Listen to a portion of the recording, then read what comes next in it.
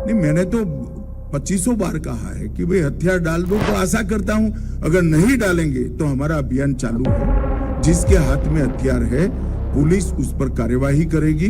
ढेर सारे लोगों को न्यूट्रलाइज किया है, ये काम भी चालू ही रहे। गृहमंत्री अमित शाह ने हिडमा को मारने के लिए 30 नवंबर 2025 का टारगेट तय किया। सुरक्षा बलों ने 12 दिन पहले ही उसका खात्मा कर दिया।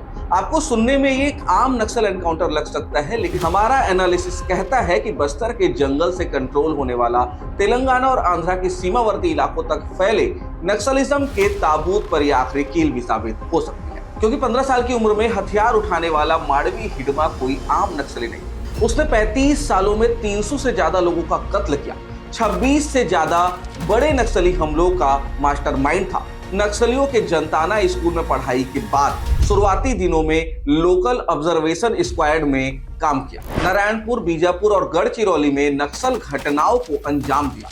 फिर बड़े लीडरों ने इसे कोटा एरिया कमेटी के ज्वाइंट प्लाटून का कमांडर बना दिया था। हिडमा ने नक्सल संगठन को लगातार सफलताएं दी थी। प्लाटून कमांडर, कंपनी कमांडर के पद को भी संभाला था और उसके बाद उसे दंडकारण्य स्पेशल जोनल कमेटी का मेंबर बना दिया गया। करीब 1.5 साल पहले उसे सेंट्रल कमेटी में शामिल किया गया। PLGA बटालियन नंबर 1 का ये जब कमांडर बना तो उसने नक्सल संगठन के बेस्ट लड़ाकों को अपनी टीम में शामिल किया। ये लड़ाके AK-47, इंसास, SLR, स्नाइपर जैसे ऑटोमेटिक वेपन से लैस थे। गुरिल्ला युद्ध में मास्टर थे।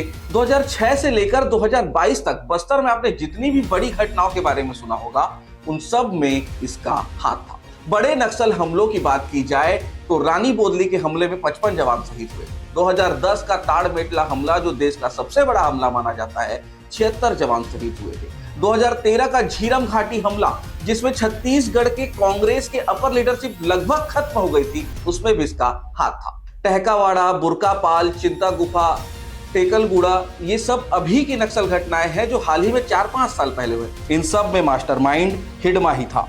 एराबोरा राहत शिविर कैंप पे 31 लोगों को जिंदा जलाने वाला और IS एलेक्स पॉल मेमन का अपहरण करने वाला भी यही था। बस्तर में भले ही आंध्र प्रदेश और तेलंगाना के नक्सलियों ने अपने वर्चस्व को कायम रखा, लेकिन माडवी हिडमा ही बस्तर में नक्सलवाद को जिंदा रखने की एक कड़ी था। मीडिया रिपोर्ट्स की माने तो अब हिडमा के एनकाउंटर के बाद बस्तर में नक्सलवाद लगभग खत्म होने की स्थिति की ओर आगे बढ़ा है। कहा जा रहा है कि जो नक्सली जंगलों में बचे हैं वो तेजी से सरेंडर कर सकते हैं। गृह मंत्री अमित शाह जी के नेतृत्व में नक्सलवाद अब अपने अंतिम दिन गिन रहा है। 31 मार्च के बाद इस देश में नक्सलवाद कहीं